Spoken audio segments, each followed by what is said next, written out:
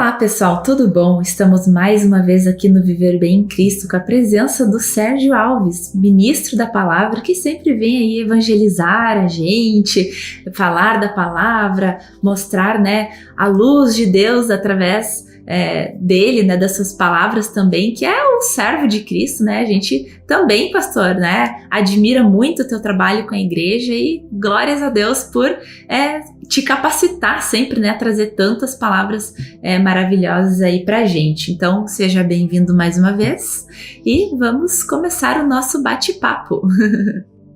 Boa noite aí a toda a audiência, boa noite ao pessoal do estúdio e que Deus hoje nos use aqui para melhorar a vida de muitas pessoas que vão acessar esse programa depois, Isso aí, a gente tem no nosso canal do YouTube, eu sempre digo aqui, deixo a dica, todas as edições passadas e as pessoas também comentam lá no YouTube, trazem comentários, agradecendo as palavras, às vezes botando dúvidas, e a gente sempre tenta trazer também aqui para todos esclarecimento, das suas dúvidas. Então, também sintam-se à vontade, sempre estar compartilhando com a gente, para que a gente possa trazer a palavra de Deus aí sanando todas essas questões aí do coração. Então, pastor, eu queria falar assim, sobre uma palavra para inspirar o nosso papo aqui hoje, que está em 2 Pedro, capítulo 3, versículo 17 e 18, que diz: Vós, pois, amados, prevenidos como estáis de antemão, acautelai-vos, não suceda que, arrastados pelo erro desses insubordinados, descaiais da vossa própria firmeza.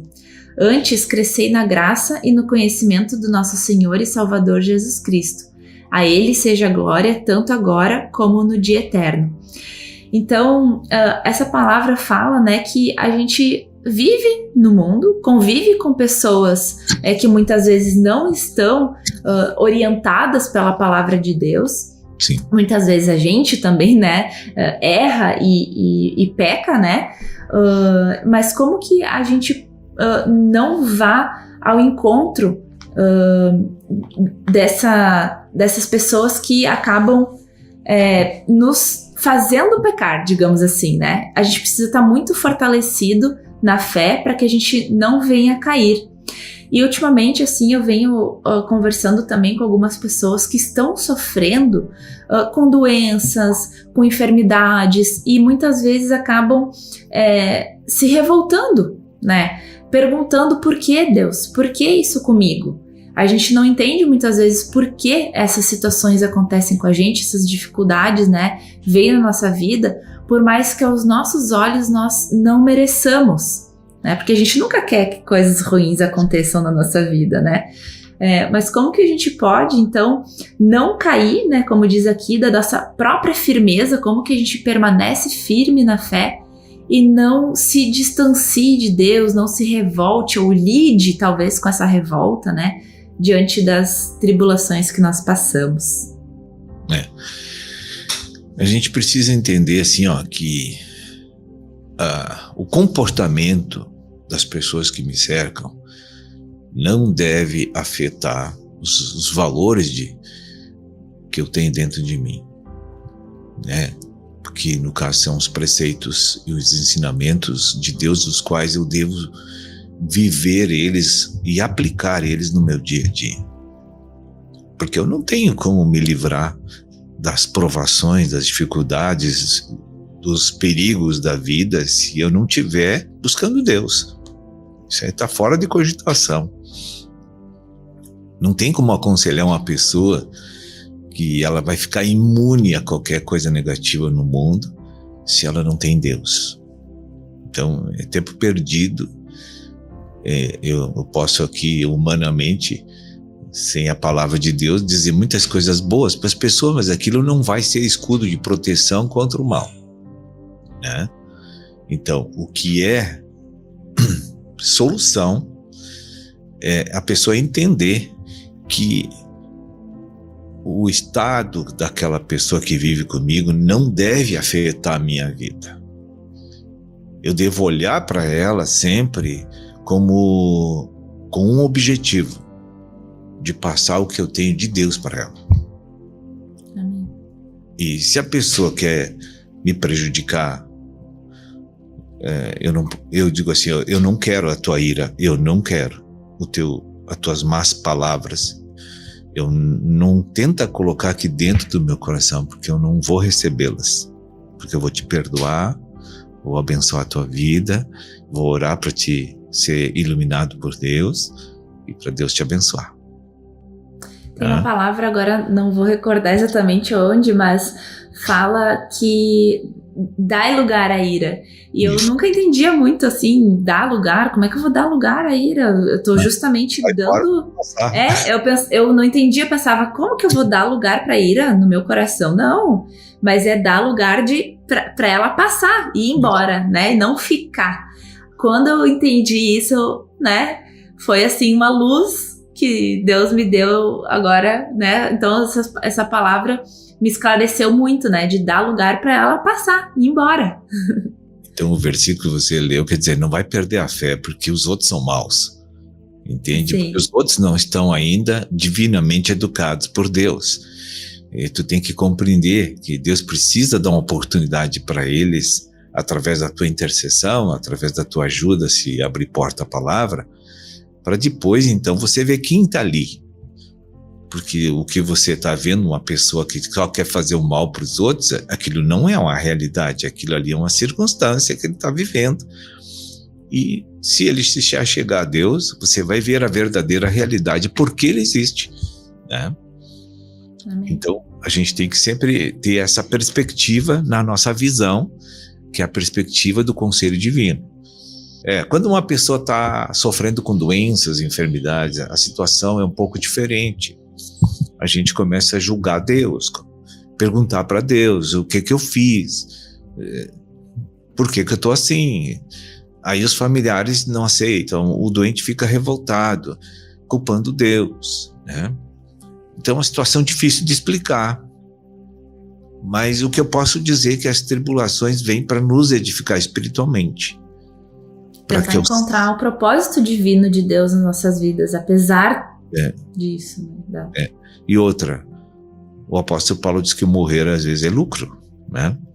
Depende da tua situação interna da tua vida.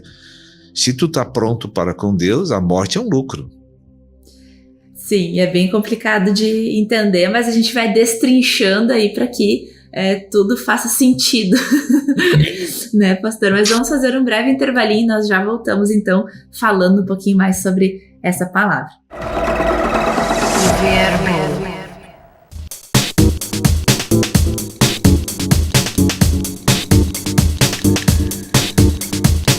E voltamos, então, falando um pouquinho aí sobre como lidar, né, com tribulações que vêm, né, que Deus permite, de certa forma, né, na nossa vida, e como lidar com a revolta, ou como, melhor, né, não se revoltar, não se rebelar contra Deus, ou perguntar por que isso comigo, Deus? Eu sempre fui uma pessoa boa, fiz o bem, né, enfim, e por que isso está acontecendo comigo agora?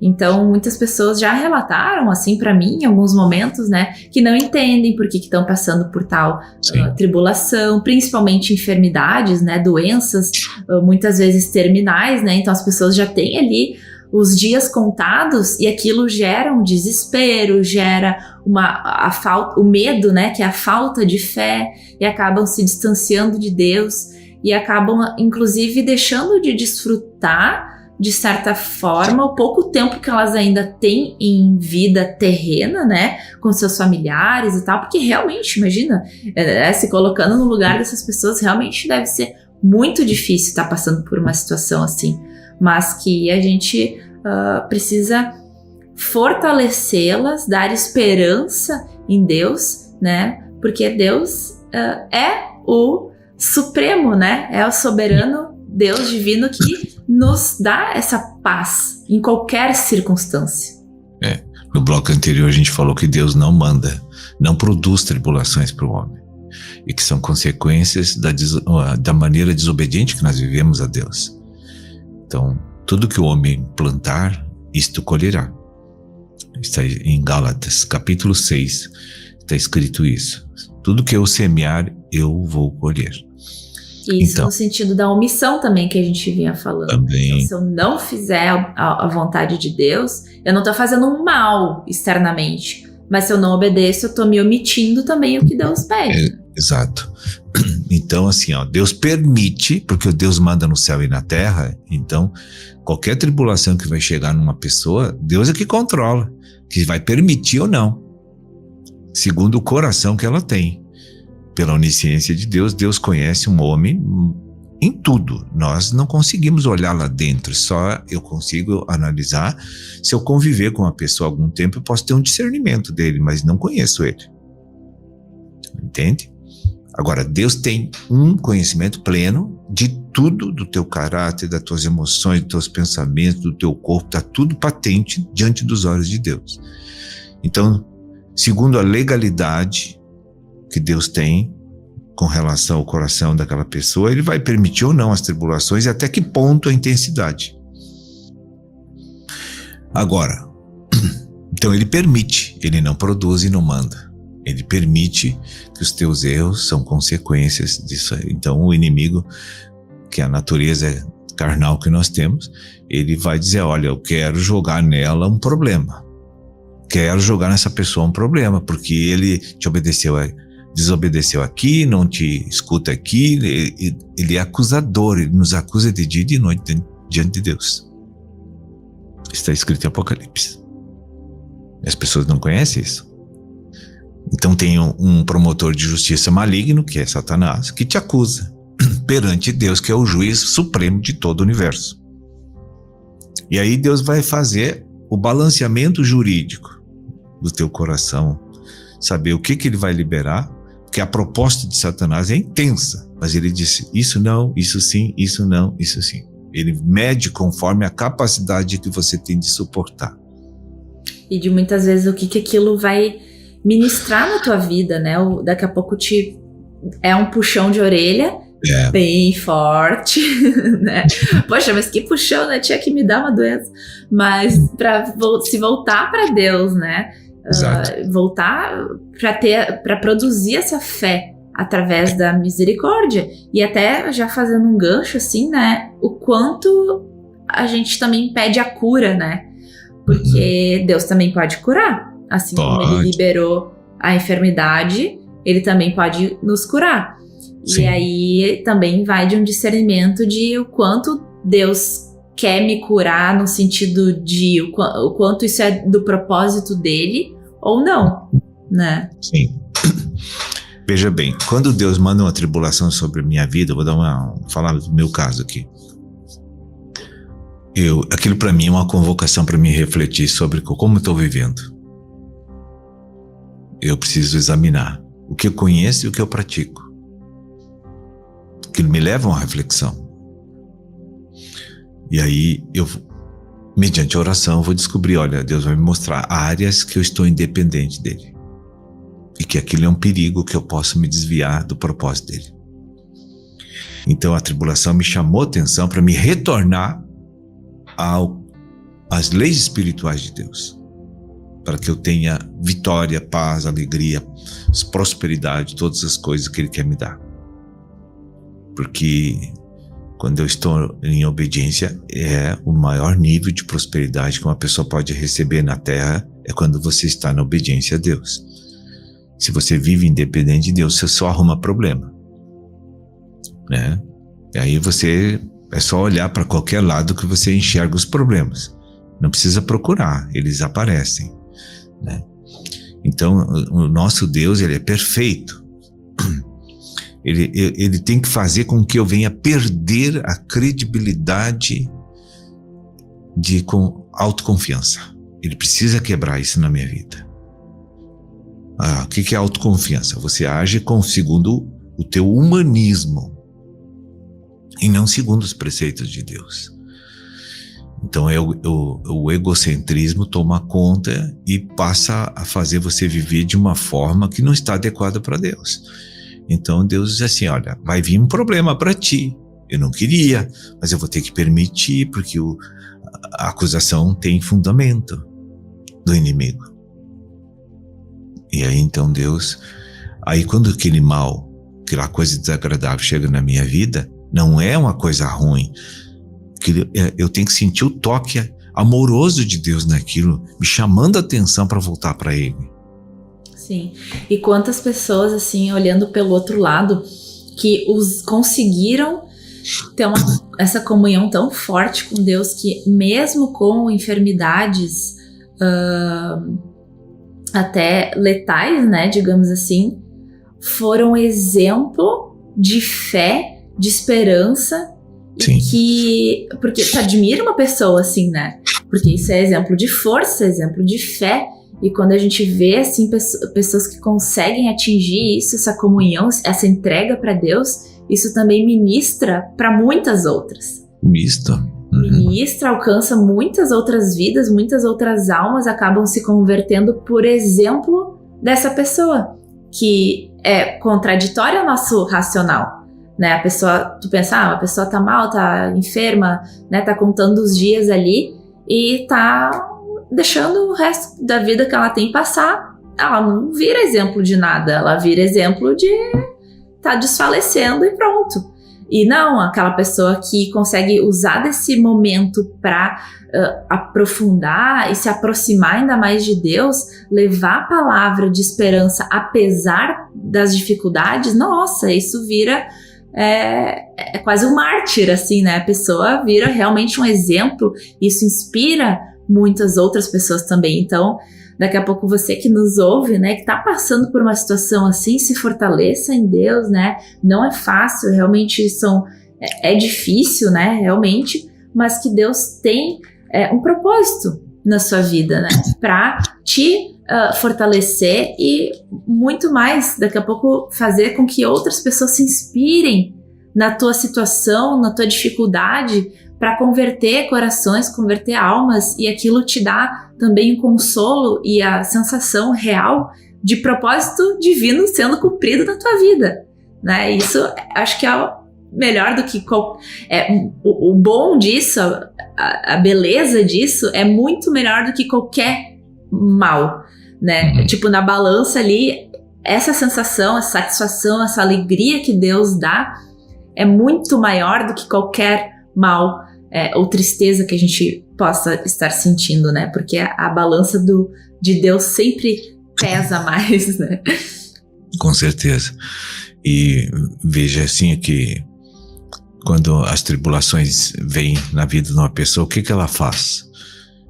Geralmente as pessoas procuram todas as soluções naturais, não encontram. Então ela pensa, vou ir para Deus. Acertou, tem que ir para lá. Né? Amém. Então, pastor, muito obrigada por mais esse programa, por mais esses esclarecimentos, essas palavras de incentivo, de esperança, né? De esclarecimento mesmo da palavra. A gente espera que todos que estejam nos ouvindo aí possam meditar, refletir, né? Buscar, comente, nos traga aí a sua experiência com Deus. Nós queremos ouvir os testemunhos, né? E compartilhar aqui com os irmãos. Mas então, pastor, muito obrigada novamente e até o próximo Viver Bem em Cristo. Ok, uma boa noite a todos, que Deus abençoe a todos também. Viver Bem.